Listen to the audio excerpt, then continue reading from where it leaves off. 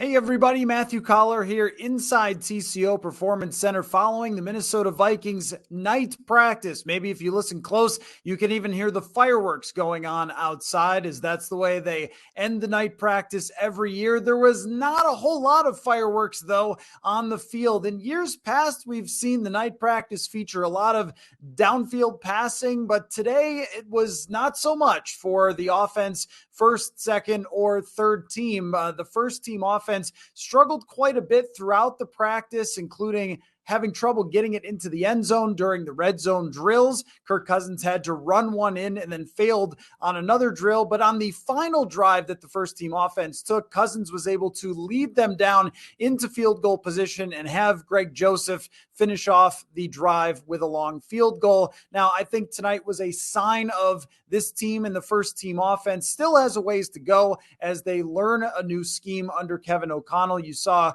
quite often throughout the practice Kirk Cousins meeting with his wide receivers on the side, even pointing up to the video board as he talked with the quarterback's coach about the different things that he was seeing throughout this practice. As far as whether they'll get in preseason games toward the end of this week, traditionally the Los Angeles Rams, where Kevin O'Connell came from, did not play starters in the preseason. We'll see if they look at this week's practices and decide whether they need more live reps. As far as the second and third teams, it was a tough night for Kellen Mond and Sean Mannion. The final drive for Kellen Mond ended without getting in field goal position, and so they just had to have Greg Joseph pretend that they had done that, and Sean Mannion was not even given a final drive. Clear that Kellen Mond was getting more opportunities tonight, and we'll see if we go into the preseason with Kellen Mond as the starter. But speaking of Greg Joseph, he's been one of the stars of camp, and he got the loudest applause and the most celebration tonight, a 58-yarder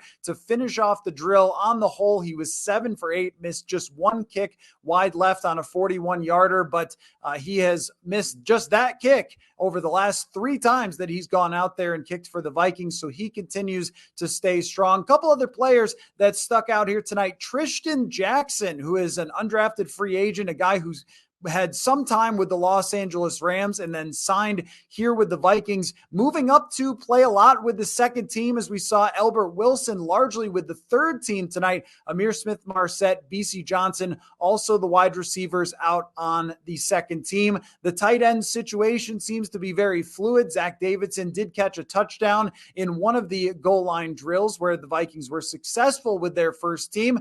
Ben Ellefson was in the mix. Johnny Munt was in the mix with the first team. So everybody getting their chances. And we also saw Kene Nwangwu largely run with the second team. Madison and Delvin Cook were the mostly first team running backs here tonight. On the defensive side, Luigi Villain, an undrafted free agent, getting a lot of second team reps and some noticeable success as far as the pass rushes go. Also, Jalen Twyman had a very impressive sack, was getting a lot of work with the twos as well. Jalen Twyman, one of the most interesting stories from training camp. He missed all of last season, now coming back after getting shot in the offseason and had to miss the whole year to recover, but now back and trying to make noise and make this team as a former 6th round draft pick tonight. May have gone a long way for him to do that, of course, with much to go, with practices against the 49ers and preseason action and so forth. Also, there was no Lewis Cine tonight, and we have learned that Lewis Cine had an excused absence, and he will be back